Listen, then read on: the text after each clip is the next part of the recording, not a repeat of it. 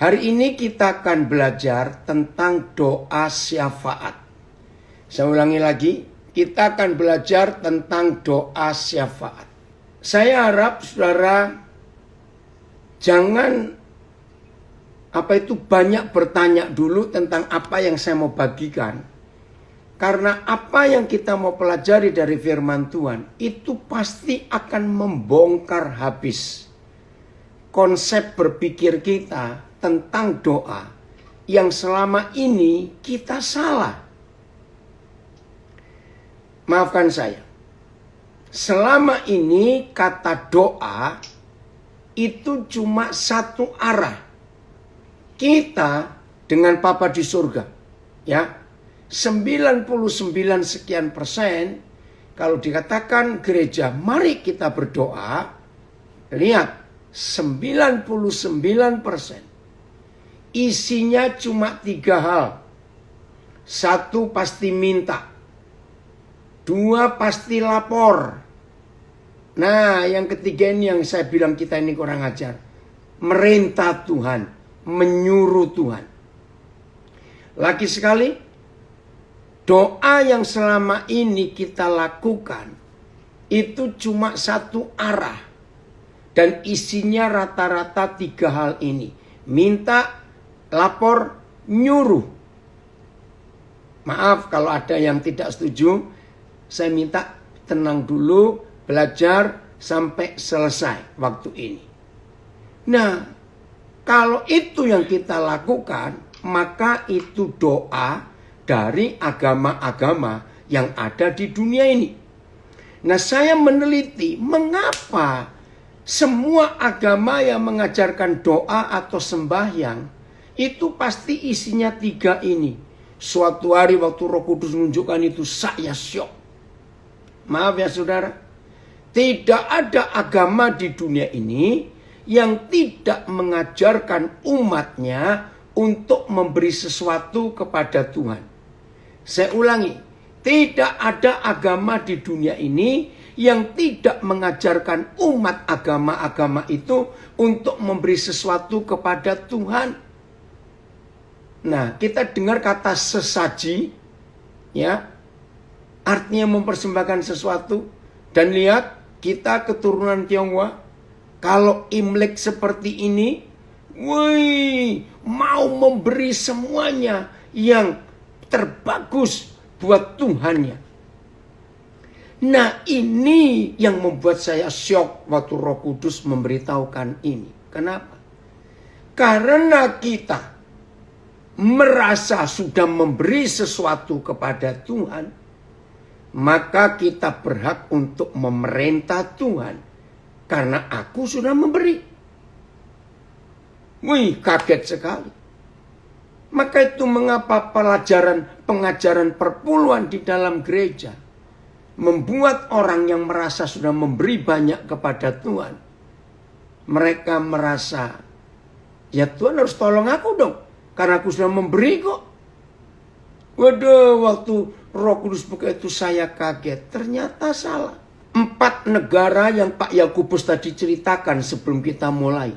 Saya tahu sejarah itu. Tentang Kublai Khan. Tentang Mahatma Gandhi. Tentang Jepang yang minta misionaris. Tentang peristiwa G30 SPKI. Nah, kalau yang 4 ini, 3 ini saya alami sendiri. Tahun 65. Saudara, ada berapa gereja menolak orang yang mau percaya Tuhan Yesus. Karena takut. Saya masih ingat gereja saya, gereja Pantekosta di Indonesia. Nggak begitu besar. Berapa waktu setelah peristiwa itu, loh, ini kok orang jadi banyak dari mana? Sampai nggak muat saudara gereja itu. Karena tiap kali ibadah minggu ada tambahan, ada tambahan. Ternyata saudara-saudara kita yang sedang panik hari-hari itu. Karena pemerintah Indonesia mewajibkan harus punya agama. Nah, ini yang saya kagum kepada pekerjaan Roh Kudus. Ternyata saudara-saudara kita itu di antara berapa agama yang disahkan di Indonesia, mereka lebih milih ke Kristen. Tapi saudara, nggak cuma di gereja di mana saya ada hari itu, tapi dengar banyak cerita. Gereja-gereja lain di kota-kota lain orang datang. Tapi sedih, takut gembalanya hilang kairos itu. Nah, dari kesaksian Pak Yakobus tadi, maka kita harus merubah konsep doa kita. Mari kita mulai dengan Ibrani 7 ayat 25. Nah, Pak Samuel, Pak Sam, kalau ada Alkitab bahasa Mandarin, nanti bisa menolong kita yang nggak bisa bahasa Mandarin ini untuk mencari pendalaman Ibrani 7 ayat 25. Nah saudara, inilah kata syafaat yang tertulis di dalam kitab suci kita. Ibrani 7 ayat 25. Ada yang menayangkan Alkitab di Zoom? Kalau tidak ada, saya baca dari Alkitab saya. Ya. Ibrani 7 ayat 25. Saya harap semua membuka Alkitab. Oh, terima kasih.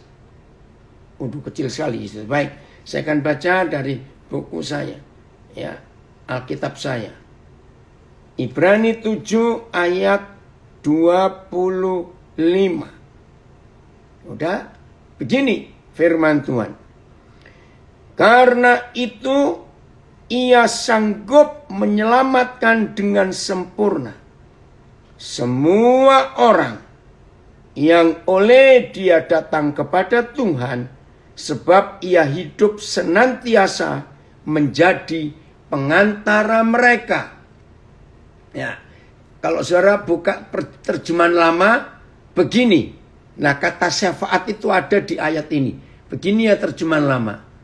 Oleh sebab itulah, Yesus berkuasa juga menyelamatkan dengan sempurnanya segala orang yang menghampiri Tuhan oleh sebab dia. Sedangkan ia, Yesus, hidup senantiasa memohonkan syafaat karena mereka itu. Nah, inilah satu-satunya dalam perjanjian baru kata syafaat. Syafaat itu dari bahasa Arab. Intercede bahasa Inggrisnya. Nah, pengantara bahasa Indonesianya. Nah, itu Tuhan Yesus menjadi pengantara, pensyafaat mereka. Saya ulangi lagi ya. Karena itu Yesus sanggup juga menyelamatkan dengan sempurna semua orang yang oleh dia datang kepada Tuhan, sebab Yesus hidup senantiasa. Saudara, saya mau terima kasih diperbesar ini ya. Nah, begini saudara, pelan-pelannya. Satu-satunya tulisan di seluruh Alkitab apa yang dikerjakan Tuhan Yesus sejak dia naik ke surga sampai nanti datang kembali seperti janjinya. Saya ulangi, tolong perhatikan kata senantiasa. Satu-satunya ayat dari perjanjian lama sampai perjanjian baru yang memberitahu gereja sejak Tuhan Yesus naik ke surga sampai dia datang kembali seperti janjinya. Dia itu ngapain?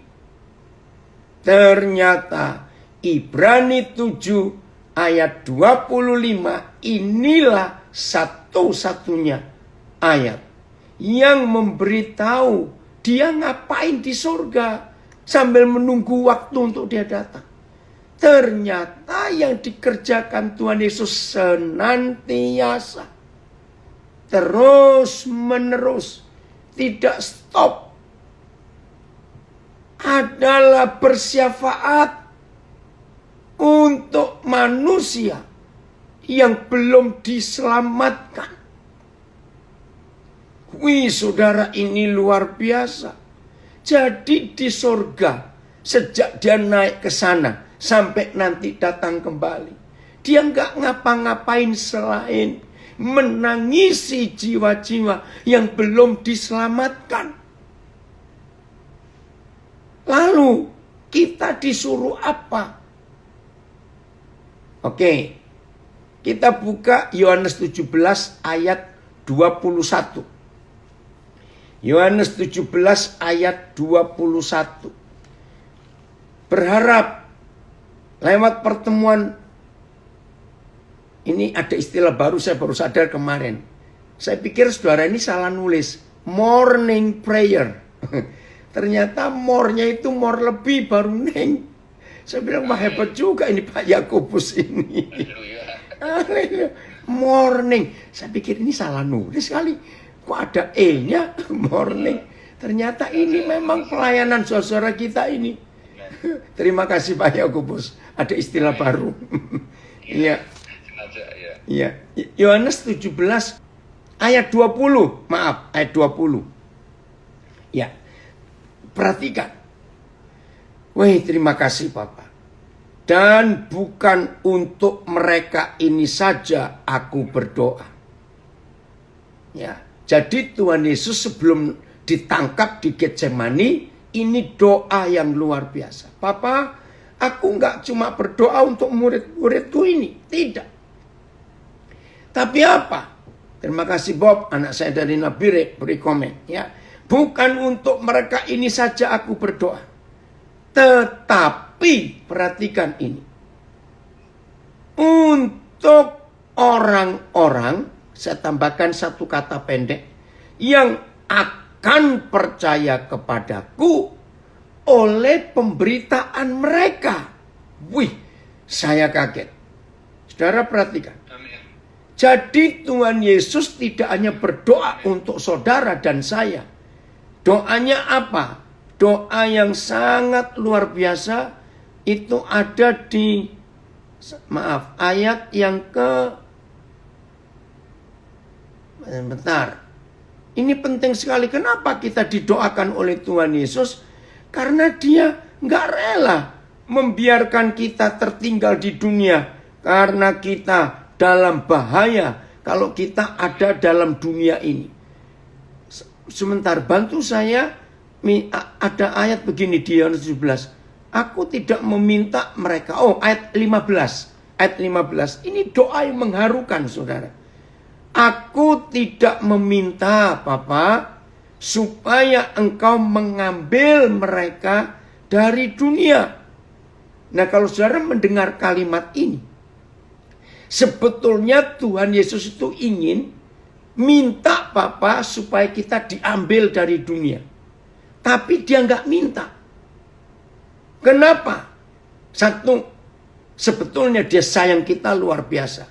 Dia ingin kita pergi bersama dia. Tapi dia nggak mau. Kenapa? Karena kita punya tugas. Saya baca lagi ayat 15. Aku tidak meminta supaya engkau mengambil mereka dari dunia. Tetapi supaya engkau, ini mengharukan saudara. Papa, aku tidak minta supaya murid-murid ini engkau ambil dari dunia. Pergi bersamaku ke surga. Enggak. Oh, terima kasih. Tetapi supaya engkau melindungi mereka daripada yang jahat. Mengharukan enggak doa ini saudara? Lalu kalau kita ditinggalkan di dunia, tugas kita ini apa? Ayat 20 tadi. Begini. Ternyata yang didoakan bukan cuma kita yang dia kasih. Tetapi yang dia doakan juga, perhatikan ayat 20. Tetapi juga aku berdoa untuk orang-orang yang akan percaya kepadaku oleh pemberitaan murid-muridku ini. Sadar gak? Bahwa saudara dan saya punya tugas untuk memberitakan nama Yesus. Maka itu tadi Pak Yakobus memulai dengan 4 kisah sejarah. Kubalai Khan, Mahatma Gandhi, Jepang minta misionaris. Dan peristiwa G30S. Kairos Tuhan lewat.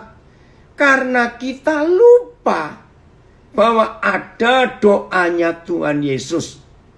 Perhatikan saya pakai kalimat ini. Biarlah yang belum sadar hari ini saudara sadar. Doa ini belum ditutup oleh Tuhan Yesus. Kalau istilah kita, doa ini belum diamenkan oleh Tuhan Yesus.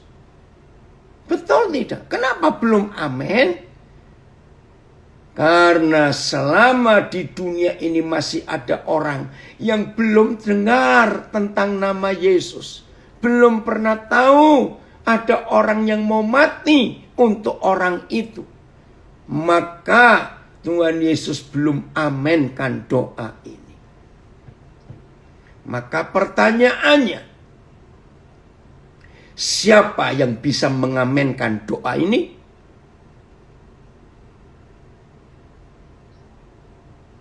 Saudara dan saya. Kalau kita menjadi pensyafaat mereka. Nah, kalau saudara dan saya menjadi pensyafaat bersama dengan Tuhan Yesus, maka di dunia ini gak ada lagi orang yang tidak pernah dengar dan tahu tentang nama yang dahsyat itu dan tentang penyelamat itu. Maka Yesus akan doa terus. Gak amen-amen. Maka saya pakai istilah Jawa. Kebuangetan tenan kita ini. Ngerti kata itu? Keterlaluan kita ini. Maaf, jangan tersinggung. 99% kalau kita doa syafaat, isinya begini. Tuhan selamatkan Tiongkok. Tuhan selamatkan orang-orang Banten. Selamatkan orang-orang Sunda. Oh Tuhan selamatkan orang-orang Madura. Wih, dengan teriak-teriak sepertinya rohani. Saudara sadar enggak? Doa itu memusingkan Tuhan. Begini pusingnya Tuhan dengan kelakuan kita ini. Dengar ya. Hei murid-muridku. 2000 tahun yang lalu aku menyuruh kamu. Pergilah ke seluruh dunia. Beritakan Injil itu. Dan seterusnya. Aku yang menyuruh kamu akan balik lagi menemui kamu. Kenapa kamu nyuruh aku lagi? Selamatkan, selamatkan.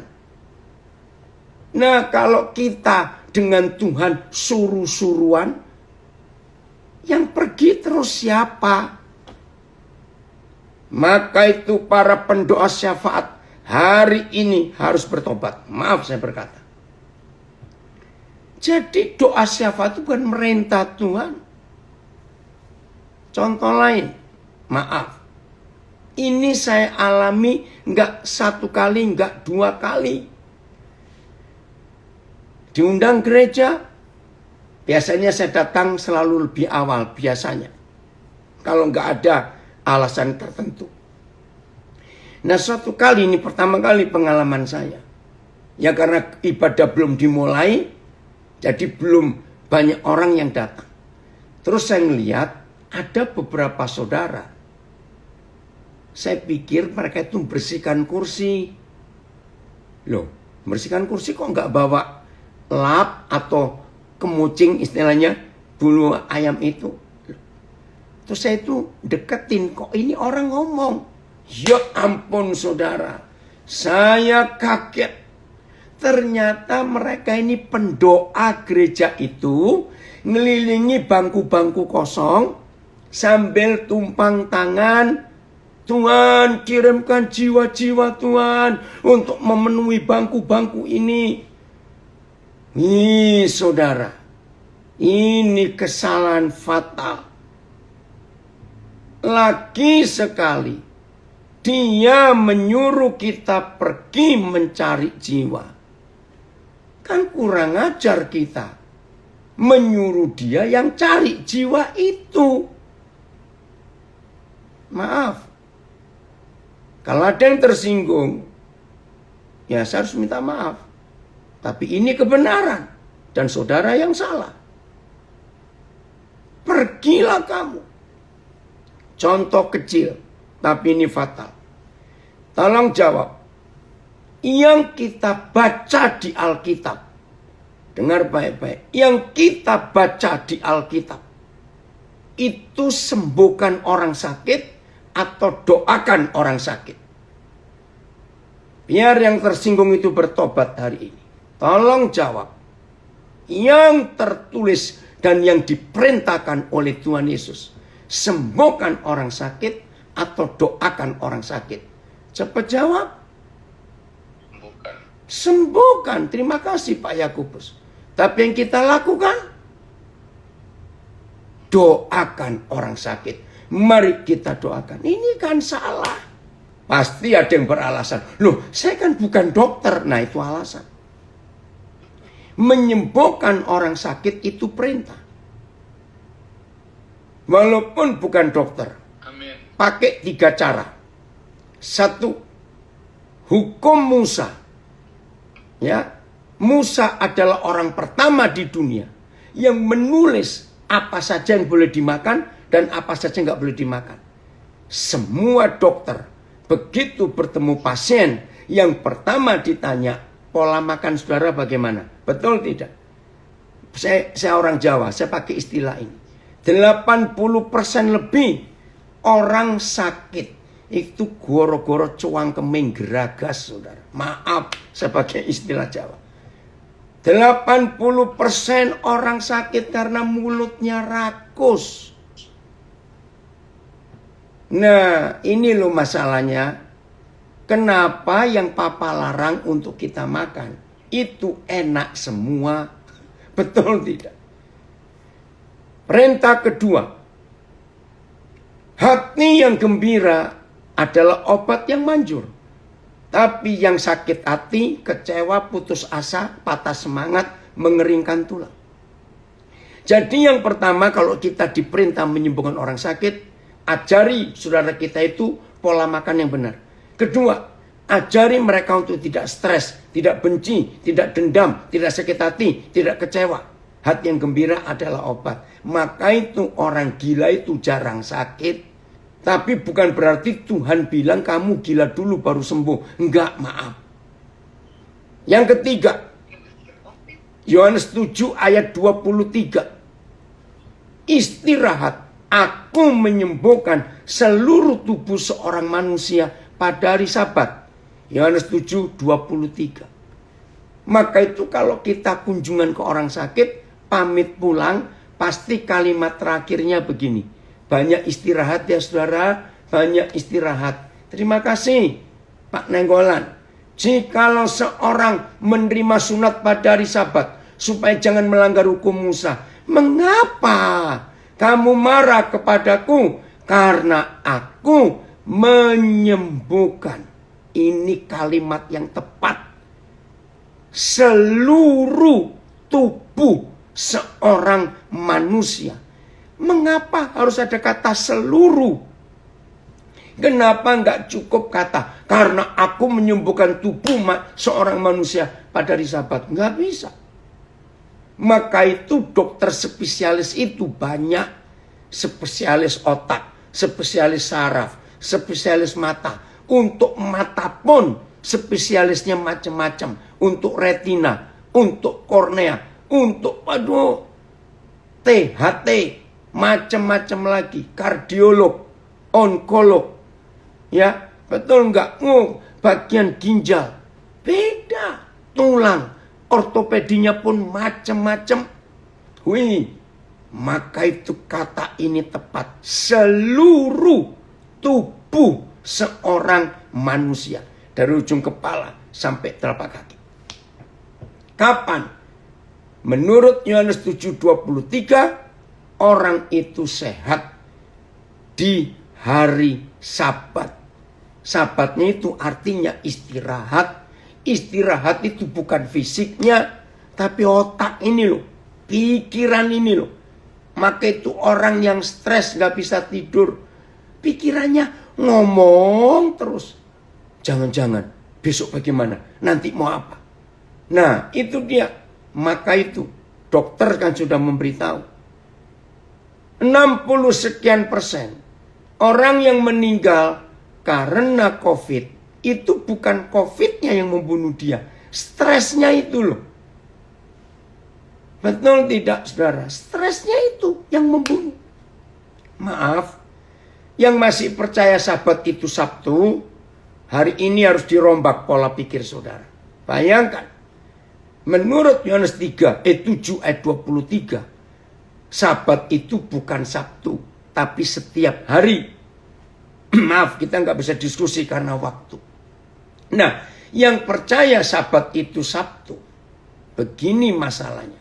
Kalau orangnya itu sakitnya hari Minggu, nunggu Sabtu baru bisa disembuhkan Tuhan Yesus, bisa-bisa Kamis atau Jumatnya sudah mati duluan. Nggak sampai nunggu Sabtu. Maaf saya berkata. Jelasnya, sembuhkan orang sakit itu tugas murid-murid Yesus. Dengan mengajari pola makan sehat, nggak boleh stres, masuk istirahat. Dalam istirahat itu miliatan sel yang dipakai sepanjang hari hidup mati diganti yang baru karena istirahat. Wah, firman itu luar biasa. Oke, saya kembali ke Ibrani 7:25. Coba lihat. Mungkin Pak Nenggolan bisa tayangkan Alkitab yang satu ayat itu karena buat saya lebih gampang melihatnya. Ibrani 7:25. Perhatikan ini saudara. Ini penting sekali. 7 ayat 25. Ibrani. Karena itu Yesus sanggup juga.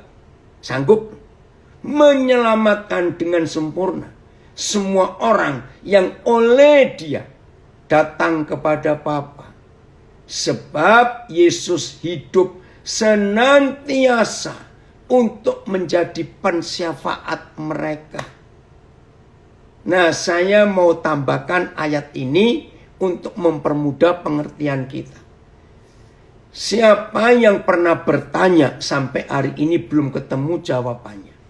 Ketika Tuhan kita doa di Getsemani, mengapa dia minta ditemani oleh 3 murid yang terpilih? Yohanes, Petrus, dan Yakobus. Nah, kalau saudara belum pernah tahu jawabannya, mengapa dia cari teman? Masa nggak bisa doa sendiri? Maka jawabannya di sini.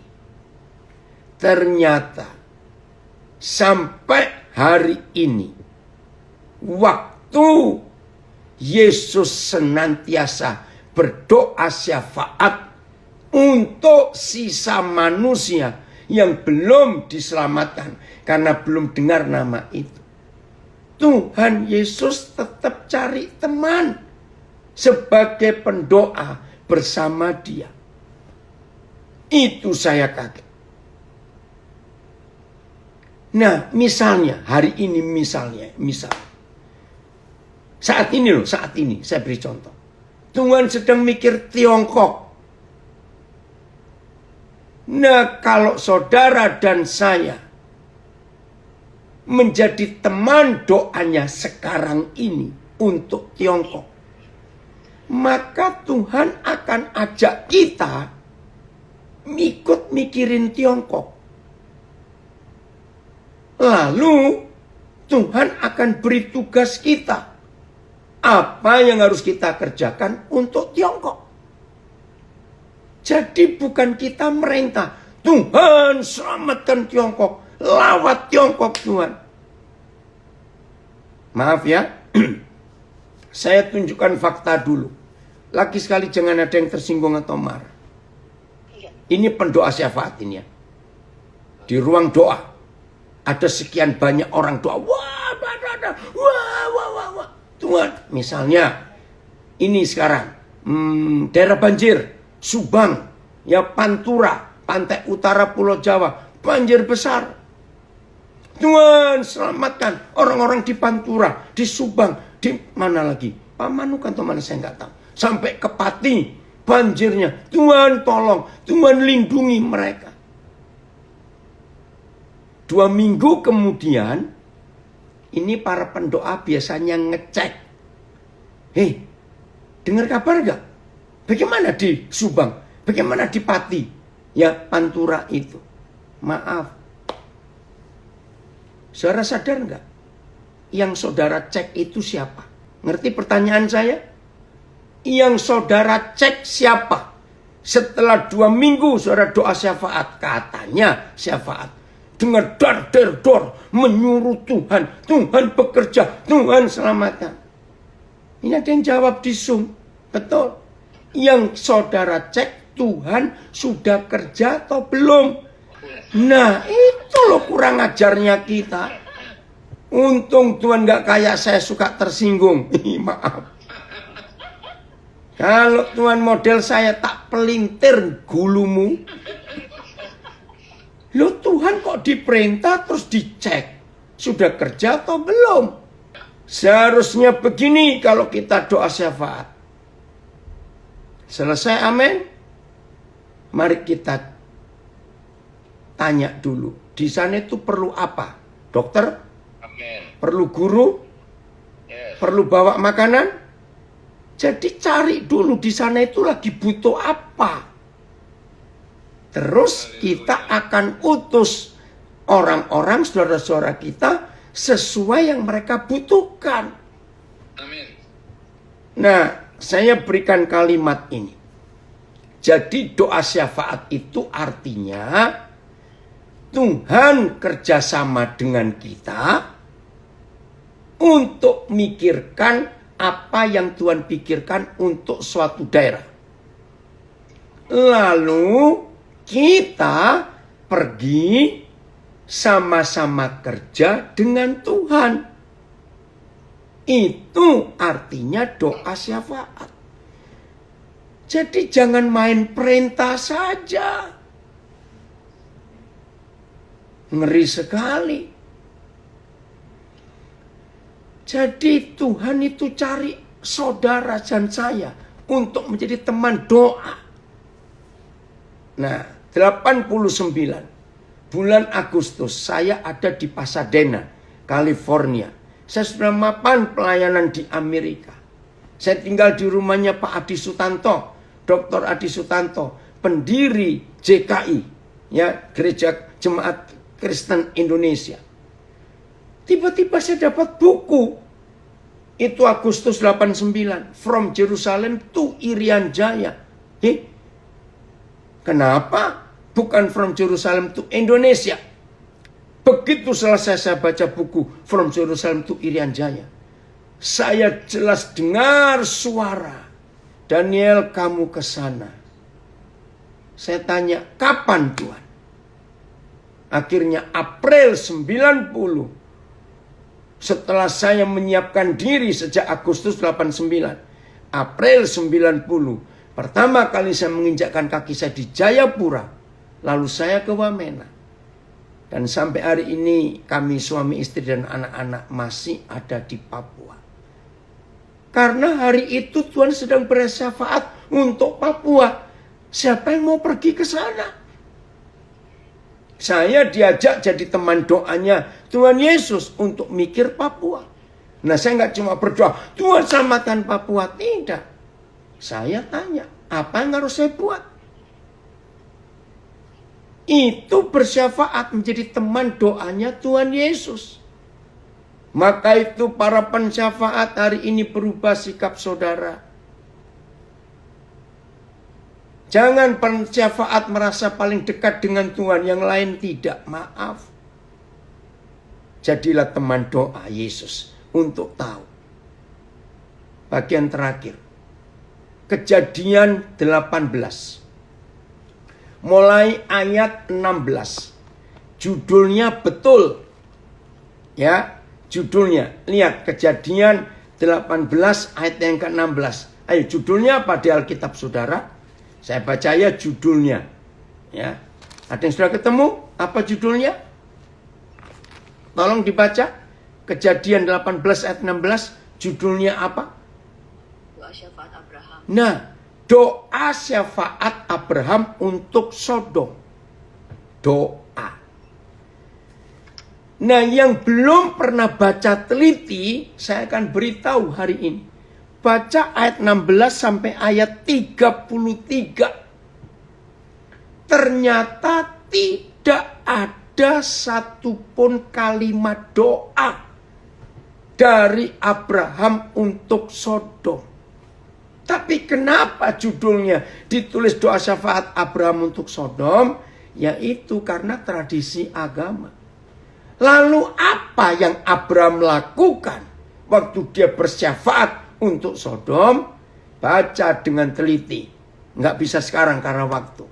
Yang dilakukan Abraham adalah diskusi dengan Yahweh Tuhan.